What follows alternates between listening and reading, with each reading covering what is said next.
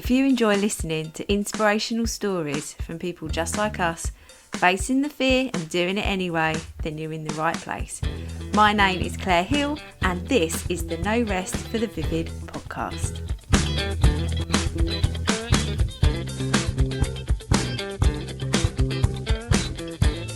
Hello everyone, it's episode 7. I'm Claire Hill, your host. Episode 7. I have been thinking about doing a podcast for so long, and the fact that I'm now on episode 7, I was so scared about doing it as well, shitting my pants. And now it's just like, you know that feeling when you first do your first tax return, anyone that's self-employed, and you shit your pants because you think that there's some imaginary tax return person looking over your shoulder, and you're so scared that you're going to do something wrong. That's how I felt when I started this podcast. And then now I feel fine about it. I hope you're all enjoying it, by the way. But I do want to do a bit of a shout out, because obviously podcasts grow because people do reviews and people say that they love it. And so far I'm 5 out of 5 on ratings. Thanks everyone for doing their ratings. But someone's actually left me a review. I'm really sorry, but I don't know your name. Twarty Pants. Is that like 40 pants? I don't know, but Twarty Pants, whoever you are, you wonderful human being. This is what they've said. Claire's podcasts are a must to listen to. A must. They are down-to-earth chats with real people, with relatable content for small business or those with dreams to turn a hobby into a business. A great inspiration and full of so much energy. Love them. Well, Twarty Pants, let me just say that you've made me whole bloody year with that. Sorry, just dropped a box on the floor. Oh, thanks. Thanks, Twarty Pants. So if you would like to leave a review, I'm going to shout out all the reviews every episode because I'm just so very grateful. So this week is Christmas at Vivid Wire. You are going to be listening to this on the 21st of October. But if you are listening to this and you are in the creative business world, you know that Christmas basically starts in July. I had all the right intentions of being really organised, but then I decided to launch a podcast and my coaching business. So I have not been as organised as I was supposed to have been. But the collection is ready. Photos are being done tomorrow. Again, really last minute. Everything's going on the website. And then those of you who subscribe to my website should already have the email. It's gone out at 8 o'clock this morning, depending on when you're listening to this. This is actually published at midnight. So maybe you've already listened to this before you've got the email. Dedication, that is. So everybody can have access to the collection Thursday evening. But if you're on my newsletter, you get it. Yeah, I can't even speak. You get access to the collection Thursday morning. So I'm really excited actually, because I am a bit of a Christmas nut, and the 1st of November the Christmas tunes go on. Mariah Carey is obviously my favourite, but yeah, I'm really excited, and I'm really excited about the collection. I'm just looking at a piece now. The collection's called Glitter Me Quick. Do you know, when I think of it, last year the Christmas collection was called Last Christmas We Were Allowed Out, and you had to sing it as well, by the way. The year before, I don't think I did a name, but this year it's called Glitter Me Quick. And why not? Hey, let's get the glitter out. Biodegradable, of course. So I hope you enjoy listening to this episode. I better tell you about it. This week, I spoke to my wonderful friend Mel from Little Terraced House. She runs a really successful DIY influencer brand. I think that's how you would describe it. She's a whiz with DIY and has inspired me to do more DIY in my house. DIY is not just for men, and I know we know that anyway, but she really is holding the torch for women to do as much DIY as possible. My husband thinks that I'm no good at DIY, even though I'm incredibly creative. He doesn't think I'm any good at it. To be fair, he is better, but that's because I don't get a chance to practice. So Mel has inspired me to be a better DIYer. All of the details of how to find out more information about Mel and her blog and her Instagram and her Home Creators Club are all in the show notes. So please go and visit her and follow her, because honestly, her reels, her DIY reels, I was going to say DIY wheels then, DIY reels on Instagram are really good. And she's on TikTok too. She's pretty cool. And I did used to go to school with her. So she's actually a real life person that I've actually met in real life. It's wonderful. You'll notice at the end we talk about a book club. We may be launching a book club. I'm not going to say any more than that. So enjoy listening. I hope you have a wonderful week and weekend, and check out the before I go, I always have my friend Bex in my ear. Please check out my Patreon. I don't think I've got any patrons yet, and that's absolutely fine. It's just there. But if you want to buy me a cup of coffee or a little glass of fizzy water to encourage me to do this podcast for longer and get really good content for you all, then have a look. I appreciate it. So without further ado, I'm going to stop wanging on now. And here's the episode with Mel. Hi, Mel. Hello. Nice to see you and hear you. It's so lovely Everybody to else. see you. Hi, all the podcast listeners. How are you? I'm really good. How are you? Very well. Looking forward to our chat. Is this the first podcast you've done? Yes. Oh, amazing. Popping my podcast cherry. Oh, lovely with me. Oh, it's such an honour. Yeah, so be gentle. Oh, I will. I mean, I'm no pro. I'm no pro, but yeah, I'll be gentle with you, babe. So what's your name and where do you come from and what do you do? Why have I asked you to be on? So I'm Mel, and I'm from Rochester, so geographically from the Medway towns, which is how I know you. Big up the Medway. School together. But social media wise, I'm Little Terraced House, and that's my blog and Instagram that's sort of documenting renovation and DIY and all things home and interiors. And then I have another one which is called Home Creators Club, and that's for people like me who are kind of content creators, stroke influencers, in the kind of home niche and a bit of a community, and running courses and things like that for how to get into that sector. Amazing. And we do before we go into all of the reasons why I asked you to be on, because we went to school together. You're the only person I think I know from Fort Pitt in real life now, I think. Oh, well, I feel honoured. Well, I jumped ship, went to the boys' school. And that's right. Yeah, and I didn't see anybody else.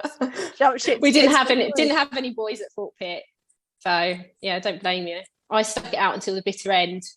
But no, I know a few people from there, but I think you're probably one of the ones I actually see sort of online, at least. Yeah, I just love the fact that I was saying on another episode how many people I've had on the podcast that I've only met virtually, but I'm friends with them. It's so weird now, isn't it? You are friends with them, but that I have actually met you in real life.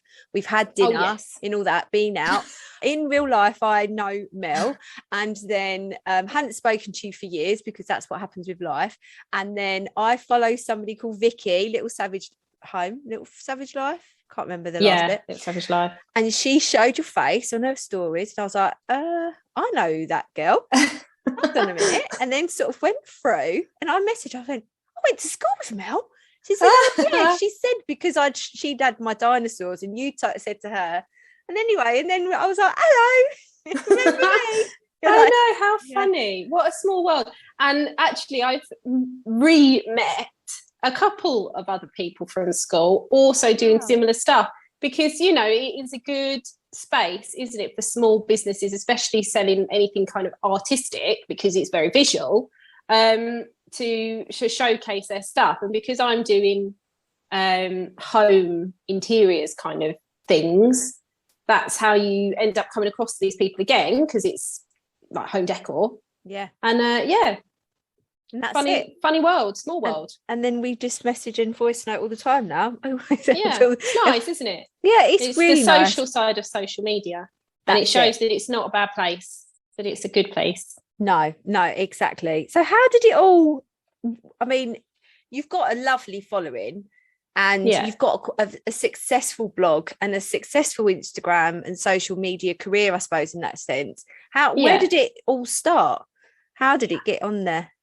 Like a lot of people, by accident, really, in the sense that I'd just bought my first house with my partner and was really excited about doing it up and obviously doing lots of decorating, and it was a bit of a fixer-upper, so, you know, DIY stuff. And I was taking lots of pictures and putting it on my personal Instagram, and just aware that I was probably boring friends a bit. So I thought, oh, well, I'll set up a separate one and have it as a personal log of, you know, a record of what we've done, like an online photo album, I suppose. Yeah. And from there, then people started following me. And then I realised like other people were doing this. And actually, it was a bit of a community. And, you know, I got chatting to other people who were doing similar stuff. And it just sort of grew from there, really. And I ended up really enjoying the chatter side of it and going to a few meetups. You've obviously got something in common with these people because you're all doing the same sort of thing. So you always have something to talk about. And, you know, it's like when you live in London and there's people all around you but you don't know anyone, it's actually quite hard to make friends in a big city like that. So it was quite a nice way to also meet people doing similar stuff locally, and I've actually made some pretty good friends out of it who live around. So when was that? When did you start the Instagram then? 2018. So I've been doing it for a few years. We bought the house in 2017, so started it about 6 or 8 months after buying the house, and yeah, it's just sort of steadily grown from there, really. And it all kind of boomed a bit last year, the home interiors side of things, and people having home interiors accounts, because everyone over lockdown was stuck inside their house and just saw all the stuff that was wrong. So you saw loads of people start these types of accounts last year, and the community's really grown from there. And what's special about your Instagram is, and as you know, you have inspired me to do a few things I say that in my mind, you've really inspired me to do a lot, but they haven't happened yet. But the 1 hour lunch times and that kind of element of your Instagram where you are helping people to learn a new skill or learn how to do something in their house, that's quite a unique selling point with your profile, isn't it? Yeah, it's something that a lot of people have said that they like about the account, is that obviously I work full time, so the stuff that I'm doing, I'm fitting in around my full-time job, also got a toddler, and, you know, just general life.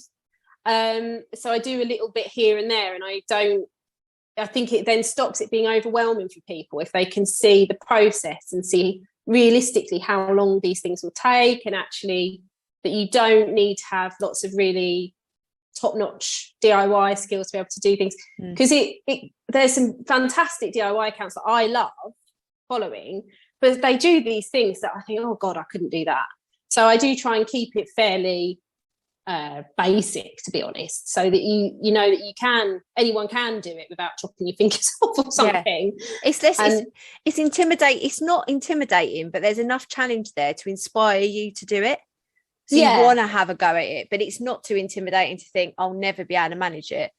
Yeah, and I enjoy doing this sort of creative stuff, and I think sometimes it has, you know, I put some things up there that people think, oh, I wouldn't have thought of that, but it's actually really straightforward. Like I added some lead to window film to make it look more like it was stained glass with just the stick on lead, and people like, I've never thought of that, because I suppose you wouldn't really. It's only, my mum's a stained glass artist, so she was like, oh, you could put some lead around it. Oh yeah, that's a good idea.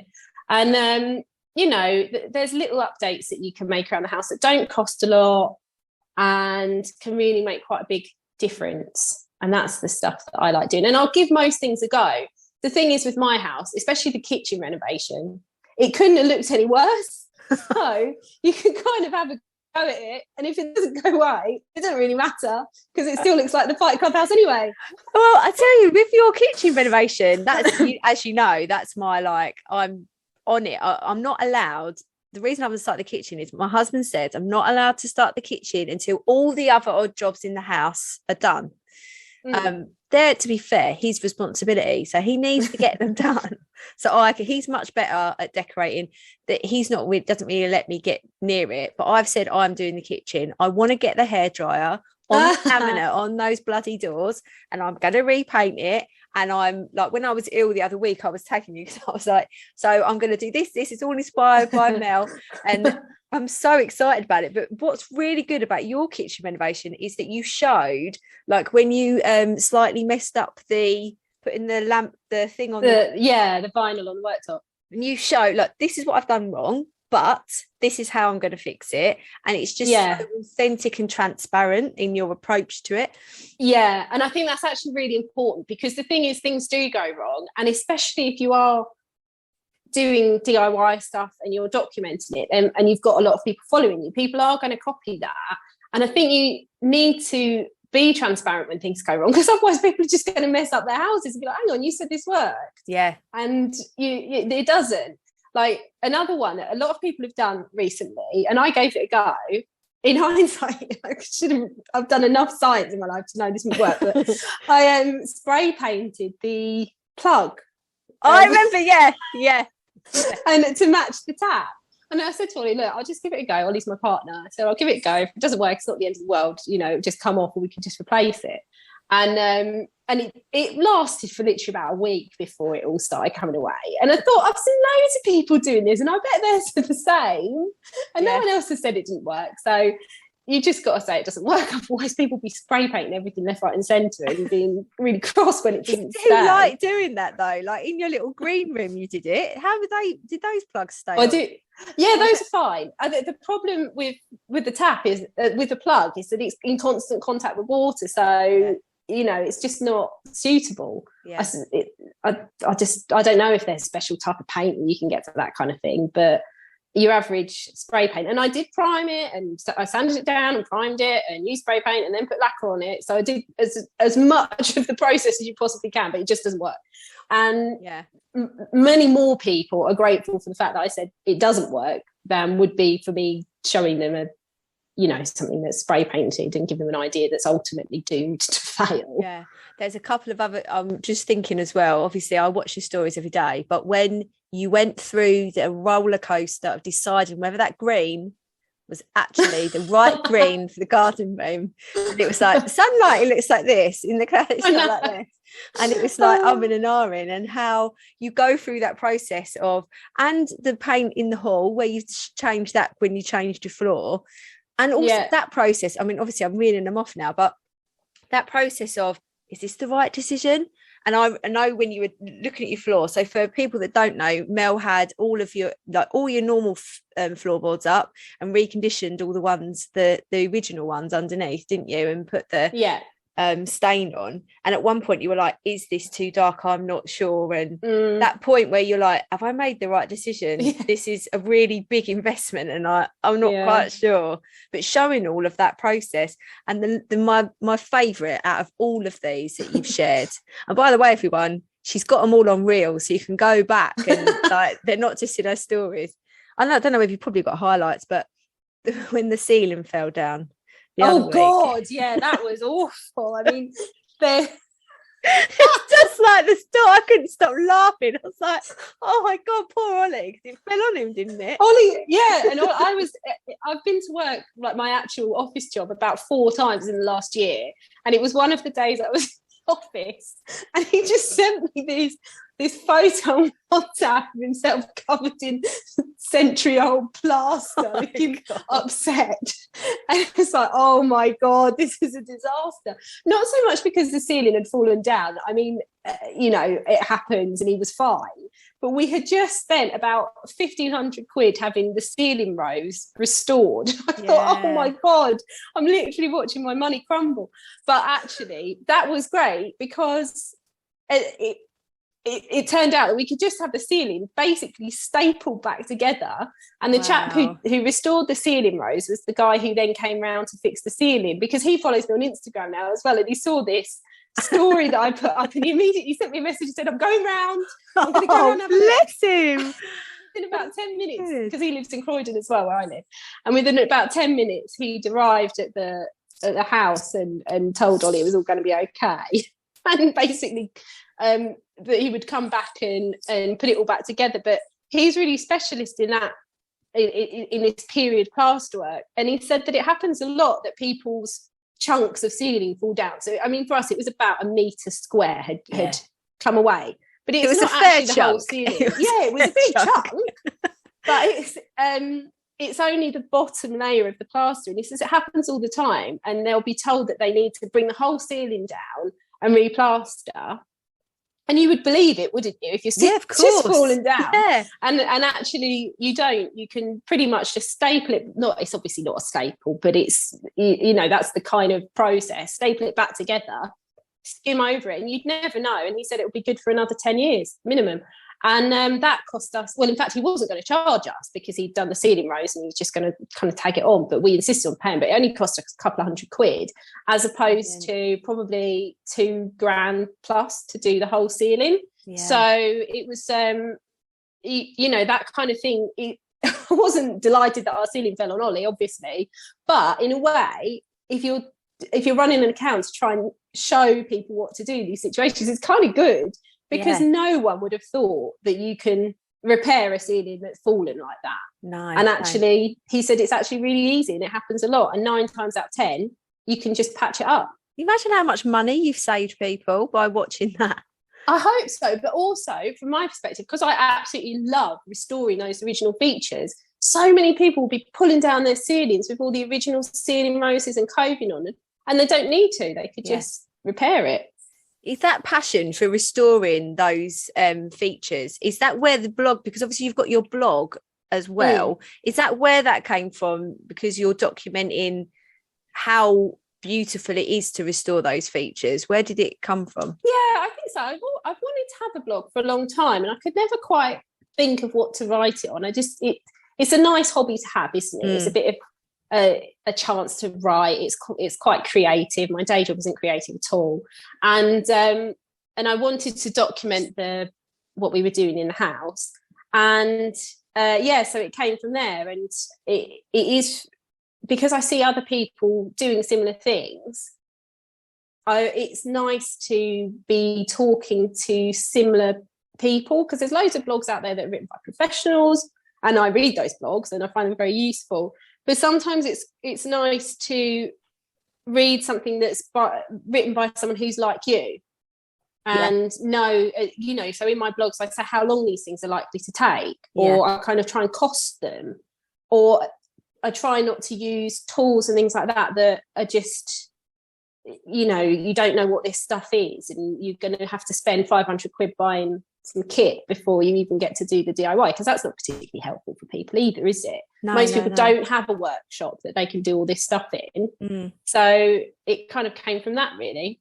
Yeah, and that was reminded me about your views on primer and your wardrobes and your scratch test thing that you did. I know. Well, that's the other thing. I think on Instagram especially, you get these trends for all sorts of things, obviously. I mean, that's where trends come from. It used to be magazines and stuff, now it's Instagram. But some things baffle me, and primer is one of them, because for most substrates you don't need to spend a fortune on primer, but there are so many people who buy the most expensive tin of primer and then colour match their paint, and it blows my mind. I just think it's like wearing your really, really nice underwear and chucking on a Primark coat that you bought in the charity shop. Don't get me wrong, it might be a nice coat, look all right, but just wear your Primark pants and a really lovely coat from Hobbs. That's the same thing. So it's, I really sparked like a debate on this. I do prime things, but there's just a real kind of, it's a snobbery on Instagram amongst DIYers that you have to use specific products for specific things, and most of the time you don't. You can usually use something pretty pretty cheap for that sort of stuff. Like MDF, you don't need to prime it with some fancy pants primer, and in fact it probably won't even work very well. You're much better off just getting like a PVA wash on it. But or that's what I think anyway, obviously it's my opinion. But yeah, it's all fun, isn't it? I just try and keep it a bit real, really. What works for me won't work for everyone else, of course. But yeah, I do like to put the process up so people can actually see it happening. Yeah, and that is the key. And I'm talking again, I know I'm talking from a personal point of view. I don't enjoy DIY. I do not. No, let me tell a lie. I do enjoy building things. So give me a flat pack, or, you know, give me a drill. I'm all about that and building something up. But painting and, like, you know, preparing a wall, oh God, it makes me feel sick even thinking about it. But yeah, it's boring. It's so boring. And I'm very impatient. However, the progress that you show, I think that's what it is. It's showing the most impatient of us that you can see an impact in what DIY you've done in a very short amount of time. So that hour DIY, I really set myself that challenge of doing, like, painting my brown tiles in my kitchen. We really, really want to have a whole brand new kitchen, but that costs an arm and a leg and 4 horses or whatever. So we're going to wait out for that. Yeah. But until that time, how can we improve what we've got? And why I didn't even, you know, when you like buy something and you're just living in it, I didn't even see that I had brown tiles. And then one day I was like, oh my God, I've got, like, not nice brown tiles, like 80s weird brown tiles. I thought I can paint those. And then Dan wouldn't let me. He started. And then I was like, no, I'm going to finish this. I'm going to do my lunch hour DIY, put a timer on and painted. And it was wonderful because by the end of the day, and not only had I finished my work, and obviously a lot of us now are working from home, and you do have the ability to do that. Yeah. But I'd done my day's work and I'd made an impact to my house, and that's what's really special about it. And if you only do an hour a day, it doesn't become, you don't become like resentful towards it, and it doesn't become boring. It's just literally an hour out of your day. You can whack a podcast on whilst you're doing it, and it's quite therapeutic for a short period of time. It's a nice break away from the computer if you're doing, you know, a computer-based job. And it does show that it's doable, especially for people who don't really love those kind of things, or just don't have a lot of time, which is most of us. Yeah, it shows that you can fit it in to a short space of time. And the thing is, a lot of prep things you can get away with not doing all of these things. Like you're talking about your kitchen renovation, you don't need to have the most perfect finish in the world, because it's not going to last you forever. It just needs to look as good as you want it to look. People just wear it like a badge of honor doing all the prep stuff, but you don't need to do prep for prep's sake. Just do the things that you need. Some people really thrive on it and genuinely enjoy doing it, so that's fair enough. But you won't find me masking taping around skirting board. There's no point in a Victorian house anyway, because it's all bumpy. Just paint it. Your natural skills, you did a lot of art when you were, you know, you can That's true. paint. I am a good painter generally, and I am artistic, so I suppose I do have a steady hand, and also I have the confidence to do it. So it's not just about having the ability, but like my other half, for example, hadn't ever picked up a paintbrush, I don't think even in an art class, before we came to the house, and it would freak him out that I would just kind of paint things without protecting underneath. But it is confidence, isn't it? And I do know about paint, and I suppose it's easy to forget that. So, you know, if masking tape gives you a bit of comfort, go ahead and use your masking tape. Yeah, but don't ever leave frog tape on too long. That's my biggest. That I've made that mistake. Well, I say I've made that mistake. Dan has made that mistake, and then you peeled it off. Yeah, and it's better I find sometimes if you de-stick it a little bit on your jeans, because you can buy all these different colours of frog tape, can't you? But it's just masking tape at the end of the day. Yeah, I know. And the one that's gentle is just slightly de-stuck. Yeah, just use your jeans. But you're meant to paint over it in the colour that's underneath first, and then in your top coat colour, and then peel off when it's slightly wet. Otherwise, you might get a bit of peeling. Yeah, if you're doing your colour blocking. Yeah, but but Instagram's great for that kind of thing, isn't it? Especially now you've got reels and stuff, because people are always putting up tips. And you had one on this week, didn't you? The easiest ones. Yeah. Your mirror one, I love that. That's the ultimate Instagram hack. I think I learned it originally on Instagram a few years ago, but you just, you put a bit of masking tape over your screw holes on the back of a shelf or picture or mirror or whatever, draw them on the masking tape, stick that up on the wall and drill through it. And it's one of those things that you think that's so obvious. Yeah. And how, you're struggling trying to mark out the distances between all your screw holes and things like that. And those little hacks can save you so much time. And actually it meant that I could put up a mirror in my lunch hour, whereas that's the sort of thing that would have taken me absolutely ages before to try and get it straight. Yeah. So, I really like Instagram for that kind of thing. It's doable chunks. Yeah. And that's it. It's easily digestible and feels good once you've digested it and actually done it. I was just thinking that masking tape thing, I've totally forgot, but we used that same trick to install the wire words in my bedroom.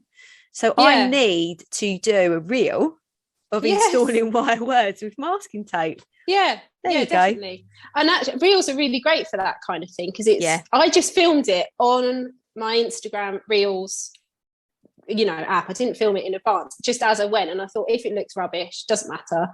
I'll put it up, and the timings aren't quite right. But so many people have not known about it and said, "Oh, this is really helpful." You think, yeah, why not? Not everything has to be perfect, does it, on Instagram? I think sometimes it can look a bit too polished.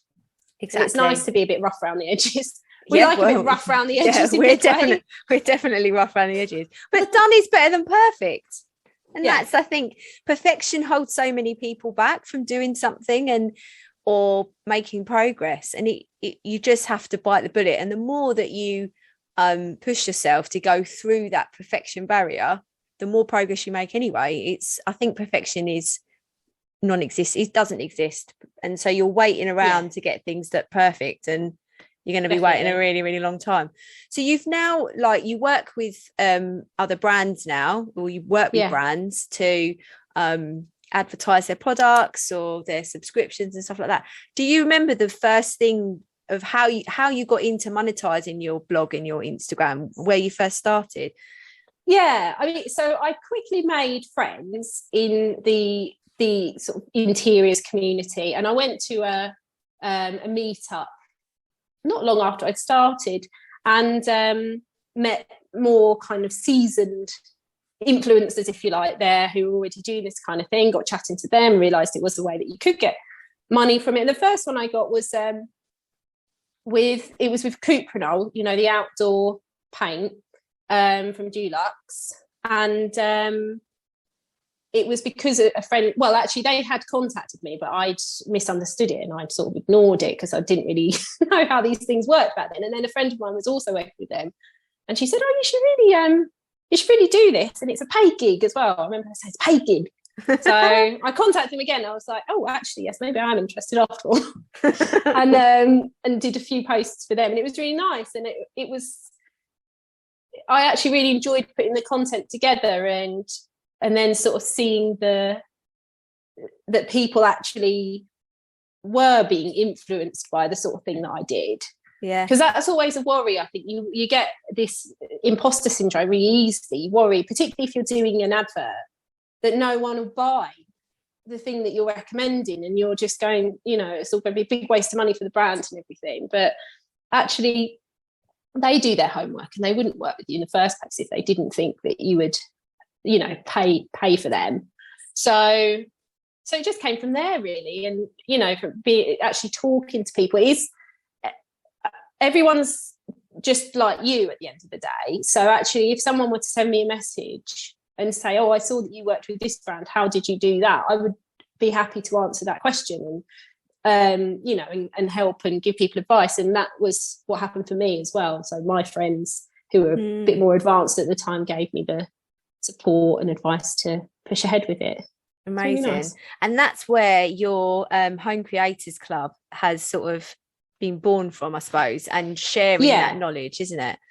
Yeah, exactly. Because influencer marketing is still a really new area, especially in this country as opposed to the States, and actually it really boomed last year because of the lockdown and people not being able to go out and brands not being able to access their usual spaces for producing adverts. They obviously couldn't go to location houses, and they couldn't hire photographers and things like that because no one was allowed to mix. And so having people like me at home with everything that they need there, all they need to do is send you a product, you take some pictures of it, and it's job done. You're doing all the roles in one. So it really boomed, particularly for for the home niche. And yeah, so from that, I wanted other people to start getting paid for what they were doing, also realised that they could do it. And so I set up Home Creators for people in home niche to have a sort of a space to talk about those kind of things, because it's still a bit of a grey area. No one really knows what to charge, because it's not like we've gone to university and learnt about this. It's not like there's some pay grade scale that you know that you should be charging and so on. And the thing is, brands don't mind paying, but if you don't ask them to pay you, they're not going to necessarily throw the money at you.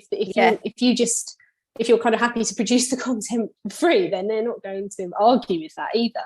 So it was to make people aware of that, and to support each other really in making it a bit more transparent, but also like best practice, because you don't want to be, not declaring ads properly, not necessarily on purpose, but quite often people don't understand the rules around that, or they don't understand the tax implications and that kind of thing. So it's all about being a bit more open.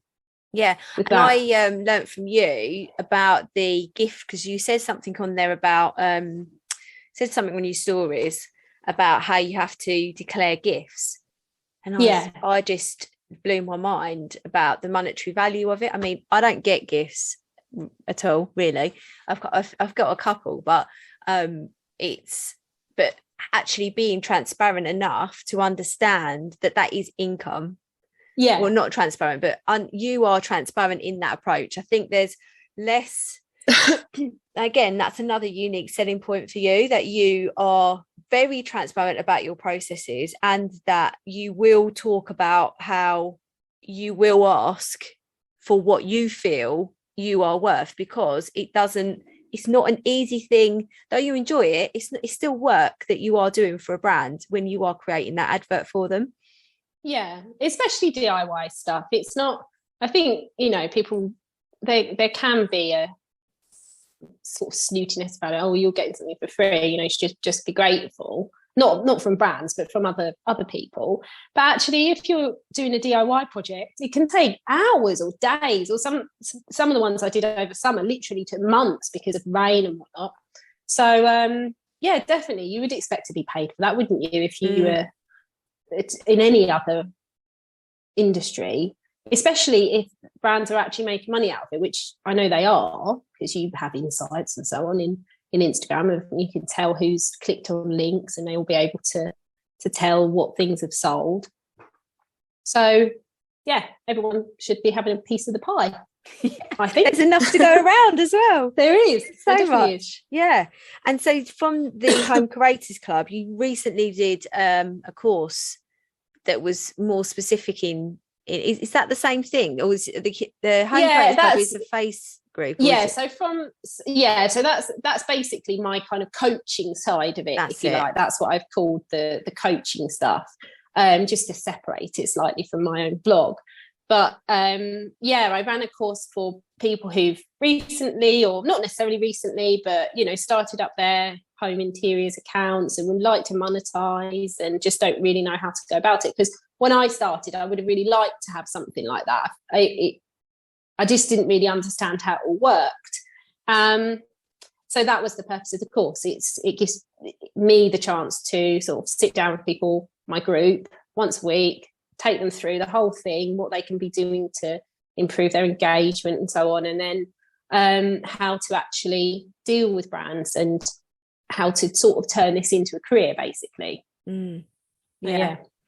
Yeah, I love that you sort of, your skills from being a solicitor have sort of transferred very nicely into that, I think, with your sort of negotiation and I've always been confident enough professionally anyway, to to hold my own, I suppose, because in my day job you really have to be, even if you don't feel confident, you definitely need to come across as confident. And that's what a lot of it is. I think the reason why a lot of people who have home accounts and are producing really beautiful content aren't making money, it's purely down to a mindset and just needing to have a bit more confidence in yourself. And I've already had some messages from people on there saying, oh, I did what you said, I risked it, and actually I'm getting paid now. Oh, wow. I wish you'd done it 2 years ago, but well done. Yeah. Because it's only because they haven't asked previously that the brand hasn't paid them. It's not because they're the big bad wolf and they're trying to get out of it. It's just if you don't ask, you don't get. And actually, if you do ask and you go about it in the right way, then, you know, it can pay off. Not every time, but definitely some of the time. Yeah, of course. But you're better off if you're asking something than if you're not. Exactly. Yeah. Oh, that's really cool. So do you have future plans for the blog at all and the Instagram account? Have you got like DIY projects lined up to show? I haven't put anything on the blog for ages. I've been so busy with all the course stuff. But I've got about 10 half-written blogs to be published. And I'm definitely going to be doing more of that, especially now that we're getting into the cold weather. There won't be outdoorsy stuff to do because I'm not an outdoors person when it's cold.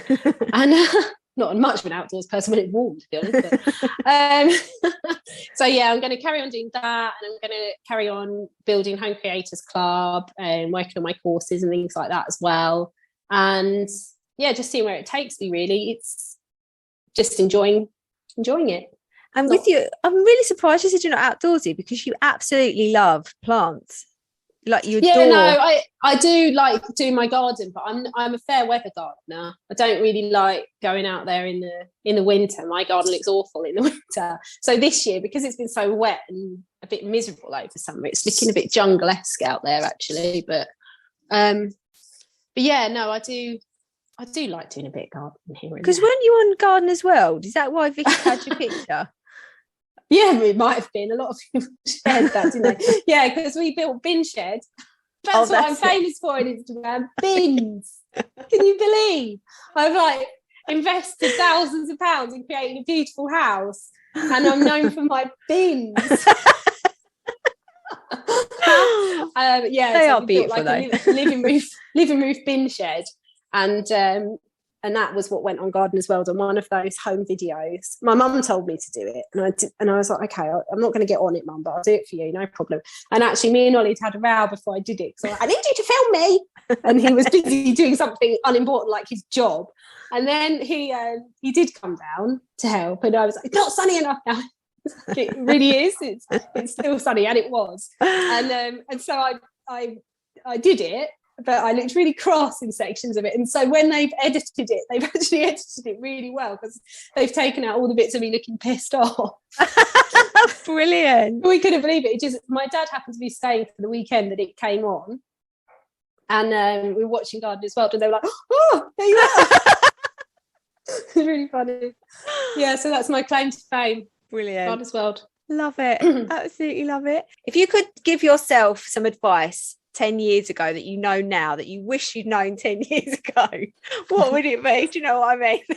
I need probably to invest in Instagram. Stocks.